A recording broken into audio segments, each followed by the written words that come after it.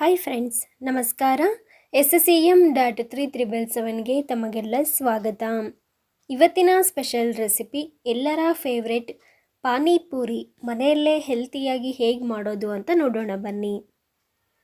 ಮೊದಲಿಗೆ ನಾನಿಲ್ಲಿ ಒಂದು ಬೌಲಿಗೆ 1 ಕಪ್ಪು ಆಗುವಷ್ಟು ಬಾಂಬೆ ರವೆ, ಅಂದರೆ ಚಿರೋಟಿ ರವೆಗಿಂತ ಸ್ವಲ್ಪ ದಪ್ಪ ಇರುತ್ತೆ, ಉಪ್ಪಿಟ್ಟೆಲ್ಲ ಮಾಡೋದಕ್ಕೆ ಉಪಯೋಗಿಸ್ತಾರಲ್ಲ ಆ ಥರ ಬಾಂಬೆ ರವೆನ ತೊಗೊಂಡಿದ್ದೀನಿ. 1 ಕಪ್ಪು ಈ ಕಪ್ ಅಳತೆಯಲ್ಲಿ.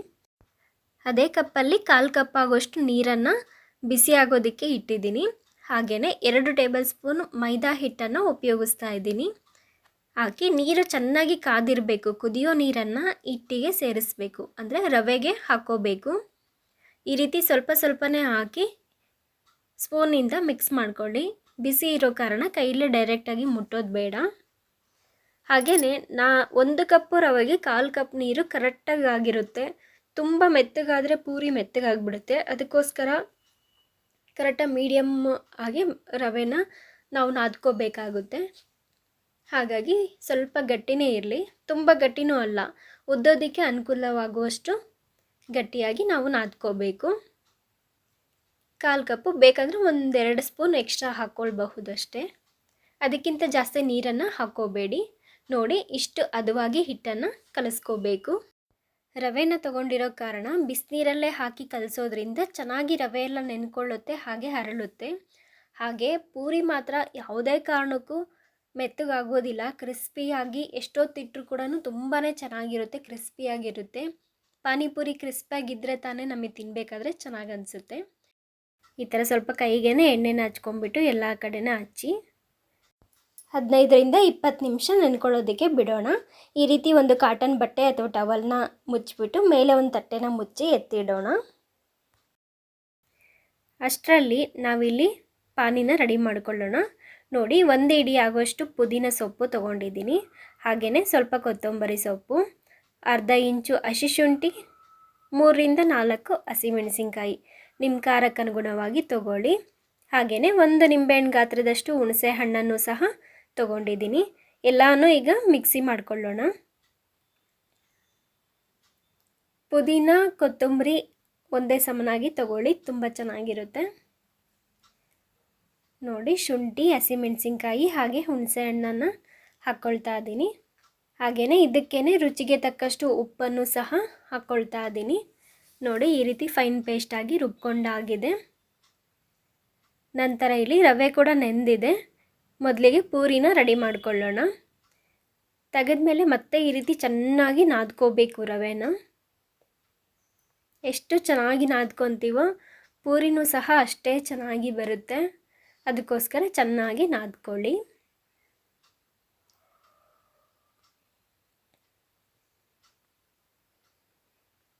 ನೋಡಿ, ಈ ರೀತಿ ಎಲ್ಲ ನಾದ್ಕೊಂಡ ನಂತರ ಸ್ವಲ್ಪ ಸ್ವಲ್ಪನೇ ಉಂಡೆನ ತೊಗೋಬೇಕು. ನೋಡಿ, ನಾನು ತೊಗೊಂಡಿರ್ತಕ್ಕಂಥ ಕ್ವಾಂಟಿಟಿಲಿ ಈ ಸೈಜ್ 4 ಉಂಡೆ ಆಗಿದೆ. ಸ್ವಲ್ಪ ಹಿಟ್ಟು ಹಾಕ್ಕೊಂಡು ಲಟ್ಟಿಸಿದರೆ ಸಾಕು. ತುಂಬ ಹಿಟ್ಟು ಹಾಕಿದರೆ ಎಣ್ಣೆ ಎಲ್ಲ ಗಲೀಜಾಗಿಬಿಡುತ್ತೆ. ಅದಕ್ಕೋಸ್ಕರ ಸ್ವಲ್ಪ ಹಿಟ್ಟು ಹಾಕ್ಕೊಳ್ಳಿ. ನಂತರ ಸ್ವಲ್ಪ ರವೆದಾಗಿರೋದ್ರಿಂದ ಸ್ವಲ್ಪ ಉದ್ದೋದಕ್ಕೆ ತೆಗುವಾಗುತ್ತೆ, ಪರವಾಗಿಲ್ಲ. ಪೂರಿ ಅಂತೂ ತುಂಬಾ ಚೆನ್ನಾಗಿ ಬರುತ್ತೆ. ಸ್ವಲ್ಪ ಪ್ರೆಸ್ ಮಾಡಿನೇ ಉದ್ಕೊಳ್ಳಿ. ನೋಡಿ, ಎಷ್ಟು ತೆಳು ಅಂತೇಳಿ ತೋರಿಸ್ತೀನಿ. ಈ ರೀತಿ ಎಲ್ಲ ಭಾಗಕ್ಕೂ ಸಮನಾಗಿ ಬರೋ ರೀತಿ ಉದ್ಕೊಂಡ ನಂತರ ನೋಡಿ, ನಾನಿಲ್ಲೊಂದು ಡಬ್ಬಿ ಮುಚ್ಚಳನ ತೊಗೊಂಡಿದ್ದೀನಿ. ಈ ರೀತಿ ಪ್ರೆಸ್ ಮಾಡಿ ಎಲ್ಲ ಒಂದೇ ಶೇಪಲ್ಲಿ ಬರುತ್ತೆ ಪೂರಿ ಎಲ್ಲ.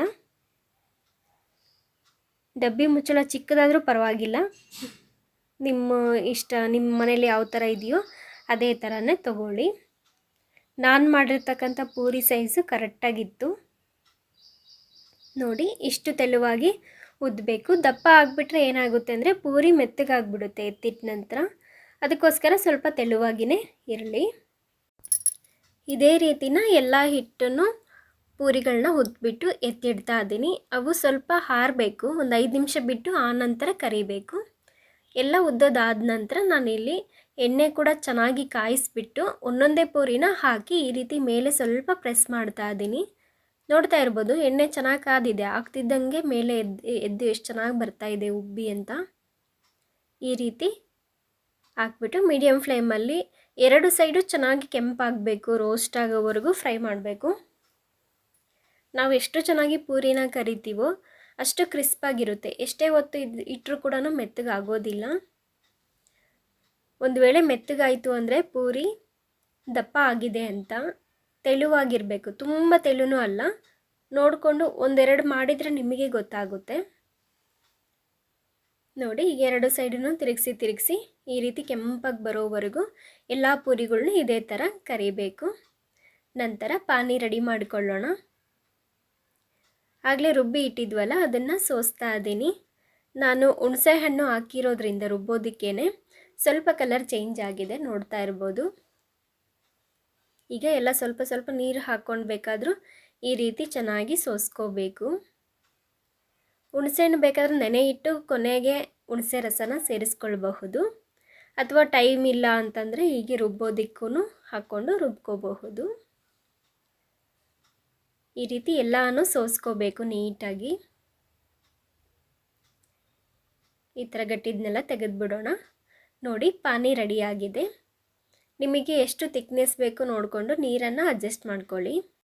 ನಾನು ಸೋಸುವಾಗಲೇ ಸ್ವಲ್ಪ ನೀರು ಹಾಕ್ಕೊಂಡು ಸೋಸಿರೋದ್ರಿಂದ ಈಗೇನು ಆಗ್ತಾಯಿಲ್ಲ, ಒಂದು ಮೀಡಿಯಮ್ ತಿಕ್ನೆಸ್ಸಲ್ಲಿ ಮಾಡ್ಕೊಂಡಿದ್ದೀನಿ. ನಂತರ 1/4 ಸ್ಪೂನು ಜೀರಿಗೆ ಪುಡಿ, 1 ಸ್ಪೂನು ಚಾಟ್ ಮಸಾಲನ ಹಾಕ್ಕೊಳ್ತಾ ಇದ್ದೀನಿ, 1/4 ಸ್ಪೂನಷ್ಟು ಗರಂ ಮಸಾಲ, 1/4 ಸ್ಪೂನು ಧನಿಯಾ ಪುಡಿನ ಹಾಕ್ಕೊಳ್ತಾ ಇದ್ದೀನಿ. ಎಲ್ಲನೂ ಮಿಕ್ಸ್ ಮಾಡ್ಕೊಳ್ಳೋಣ. ನಿಮ್ಮ ಕಡೆ ಏನಾದರೂ ಪಾನಿಪುರಿ ಮಸಾಲ ಪೌಡ್ರ್ ಇದ್ದರೂ ಅದನ್ನು 1 ಟೇಬಲ್ ಸ್ಪೂನಷ್ಟು ಸೇರಿಸ್ಕೊಳ್ಳಿ.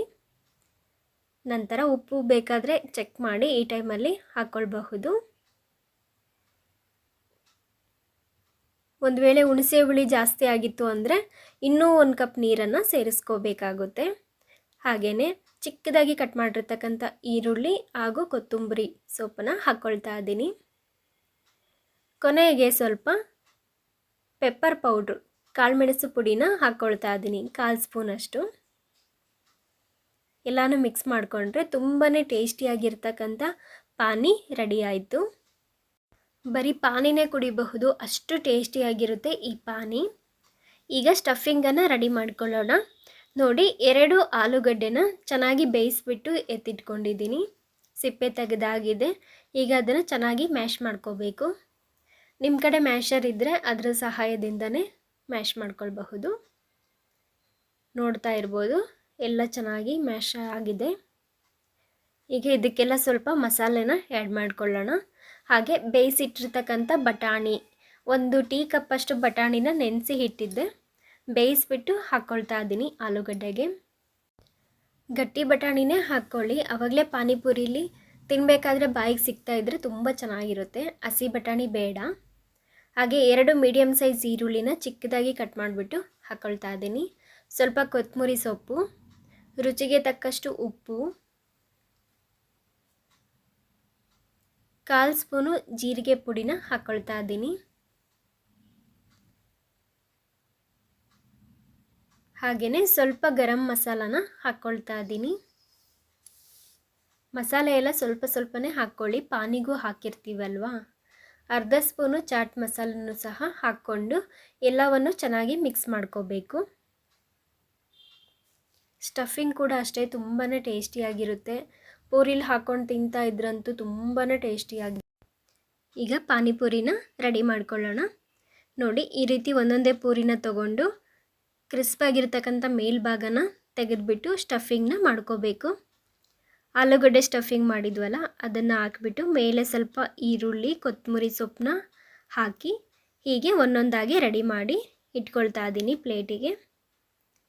ಎಲ್ಲ ಪೂರಿಗಳನ್ನು ಇದೇ ರೀತಿಯೇ ಸ್ಟಫಿಂಗ್ ಮಾಡಿ ಇಡಬೇಕಾಗುತ್ತೆ. ನಂತರ ಒಂದು ಬೌಲಲ್ಲಿ ಪಾನಿನ ಇಟ್ಕೊಂಡು ಹಾಗೆ 1 ಸ್ಪೂನಲ್ಲಿ ಸ್ವಲ್ಪ ಪಾನಿನ ಒಂದೊಂದೇ ಪೂರಿಗೆ ಹಾಕ್ಕೊಂಡು ತಿಂತಾಯಿದ್ರೆ ತುಂಬಾ ಟೇಸ್ಟಿಯಾಗಿರುತ್ತೆ. ಸಿಂಪಲ್ಲಾಗಿ ಈ ರೀತಿ ಮನೆಯಲ್ಲೇ ಮಾಡಿಕೊಟ್ರೆ ಮಕ್ಕಳಿಗೂ ಇಷ್ಟ ಆಗುತ್ತೆ, ಆರೋಗ್ಯಕ್ಕೂ ಒಳ್ಳೆಯದು. ಇವತ್ತಿನ ಈ ಸ್ಪೆಷಲ್ ಪಾನಿಪುರಿ ರೆಸಿಪಿ ನಿಮಗೆಲ್ಲ ಇಷ್ಟವಾದಲ್ಲಿ ಪ್ಲೀಸ್ ನನ್ನ ಚಾನಲ್ನ ಸಬ್ಸ್ಕ್ರೈಬ್ ಮಾಡಿ. Thank you.